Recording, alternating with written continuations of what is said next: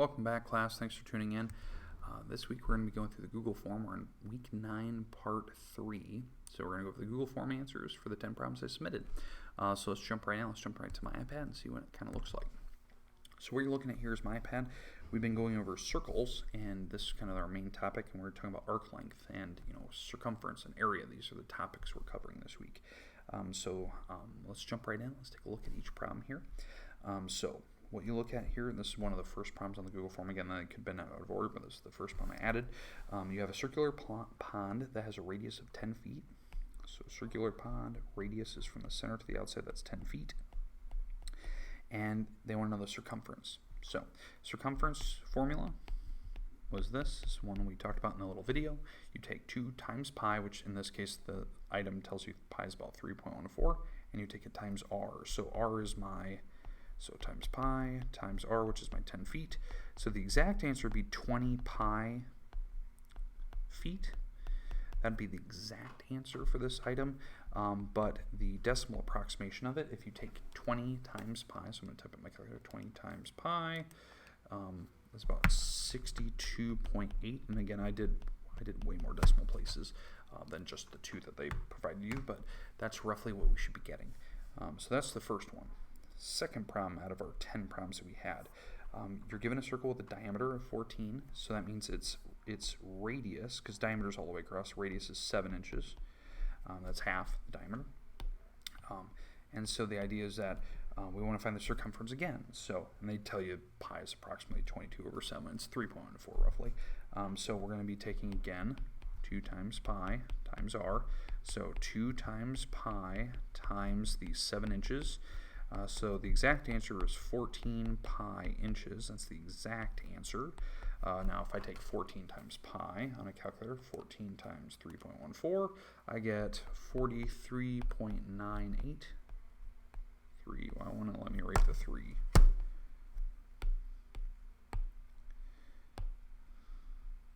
That is so weird. Why won't it let me write that? 43.98 inches. Okay. So, I don't know why it won't let me write in that one spot. So that's the second problem that we had. Let's go to the next one. So we have a diagram. It's kind of a target. These are called concentric circles, one circle inside of another one. That's how they make targets and the target symbol and stuff. Diagram shows 2 circles, one with the center O. One has a radius of 2, the other one has a radius of 3. What is the area of the shaded part? So if you find area of the bigger circle, area again is pi r squared. So if you take the area of the larger circle and subtract the area of the inner circle, you'll get the area of the ring that is shaded, this little donut. Because again, you're taking the entire circle and cutting out like a little chunk out of it. That's kind of what I'm doing here.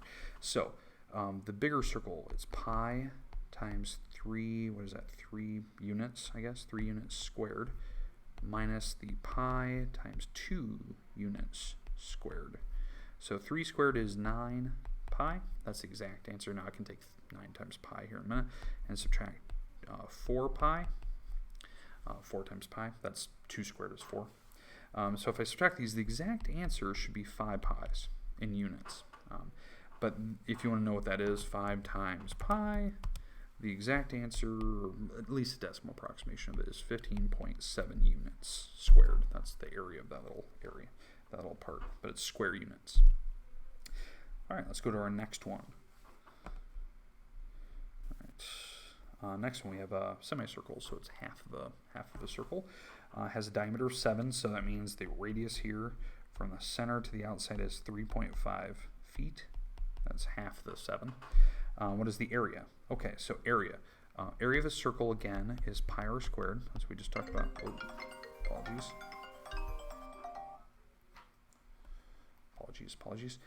So we have pi times 3.5 feet, and the squared, that's the area of the entire circle with my radius plugged in, and we're going to cut that in half. So I'm just going to take whatever this number is, I'm going to cut this number in half. So 3.5 squared, whatever that number is, times pi, and we'll cut that number in half. That'll be my area of the semicircle here. So 3.5 squared is 12.25 times pi. That's the exact answer to that. And then I'm going to cut that in half. So, so 12.25 times pi is 38, and then divide that by 2. So we're getting about 19, and there's a decimal here, 19.24, and that's in feet, square feet. So that's the area of this little chunk here. Okay, let's move on to our next one. All right. So we have a circle has a radius of 21 centimeters. We want to know the area. So again, area of a circle is pi r squared. So pi, my radius is 21 centimeters. We're going to square that. So 21 squared. So 21 times 21, we're getting 441. And we're going to take that times pi, and that's in centimeters squared. And 441 times pi, 1,300. Let me write the 1. Okay, there we go. 1,385.44 square centimeters, or centimeters squared, however you want to say it. So there's the area of that. Let's go to the next one. We only have a select few left over here. We have a circle. We got to find the circumference now. It's almost the exact same problem. Circumference is 2 pi r. That's the distance around the circle, not the area inside of it. So my radius is the 21 centimeters again. So 2 times that would be 42 pi centimeters. That's the distance around it. And if you take 42 times pi, I get 131.95 centimeters. And that's the distance all the way around that circle.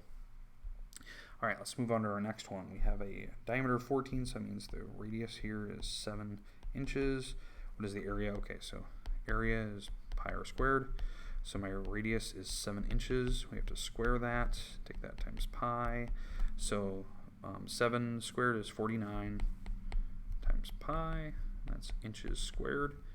And 49 times pi is 153.94 inches squared, or square inches, however you want to say it. That's the area inside. It's how many little tiles can fit on the surface of that little circle. Okay, we have 2 problems left, 3 problems left.